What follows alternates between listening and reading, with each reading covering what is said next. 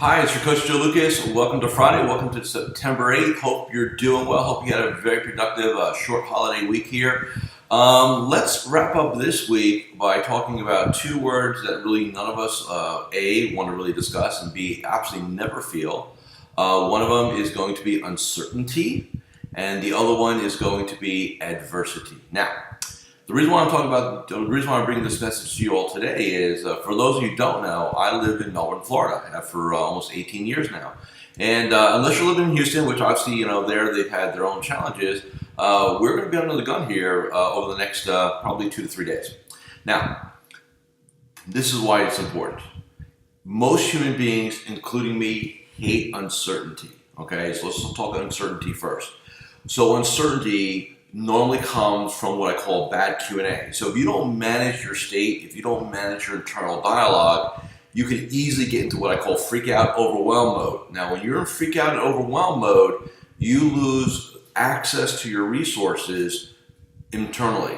So in other words, we get bad Q&A, we get really freaked out, you can't take action, you can't make decisions, and you go sideways. All right? So with uncertain situations, like we'll use hurricanes as a great example here. You're not exactly sure what you're going to get, when you're going to get it. It wobbles, it moves, it doesn't move, whatever. They do the best, but you still have some level of uncertainty. What you need to do in anything in life is get a hold of your brain consciously and subconsciously and be very intentional and ask yourself questions like, what does this mean? What are my options? What's the worst case scenario? So you go through that process first, right? What does this mean? Well, it means is that we're going to have a sucky, 72 hours here. What it boils down to. What it means is potentially I could lose my home. What it means is that my life could be, severely disrupted. And those are just accurate, right? Now, what do? Now, here's how you create certainty, or at least a level of certainty out of uncertainty. Planning. For those of you who work with me, you know this. What's our plan B? What's our plan C? What's our plan D? If plan A doesn't happen, right? We here, both personally and professionally, because I work out of my home, we have plans. We've had them in writing. We have go bag, we're prepped. We've gone as far as putting the whole house natural gas generator in, hurricane doors and windows, big dollar, big heavy things. And, this will be our fifth storm, right? Now, they're all different. But my point is, we're conscious of it. Right? We control, we prep, we plan, we have water Amazoned in. We do all these things, right? To make sure we're ready. So you create as much certainty as you can control. I cannot control where the storm goes. Like for you guys and gals who don't have your own uncertainty, right? Maybe you have a loved one who's ill. Maybe you have something going on in business with a client situation, right? With a business deal. And you only can control the controllable.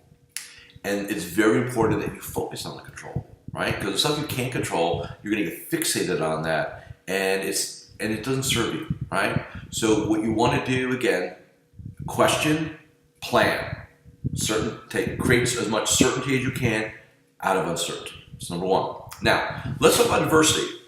Adversity is another emotion most human beings don't like. To me, uncertainty is way more higher on my moving away value system than adversity. Adversity to me, I try to gamification it. I try to gamify it. All right. So what do I mean by that? Okay, adversity. It's a challenge to overcome. That's my definition. Right. Notice I didn't say it sucks. It's going to freak me out. It's going to stress me out. It's a challenge, and I look to turning it. So what's going to happen? Well, for the next 48 hours, Joe's not going to sleep. Right. We're going to have to monitor this. We're going to have to watch the house, monitor conditions, things like that. And in other words, not that I get excited. I don't want to give you that term.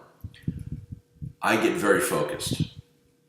And most human beings, by the way, and I think all of you have a story you can tell yourself on where maybe your back was against the wall, maybe personally, professionally, or the chips are down. And look, all of you went through 2008, 2009.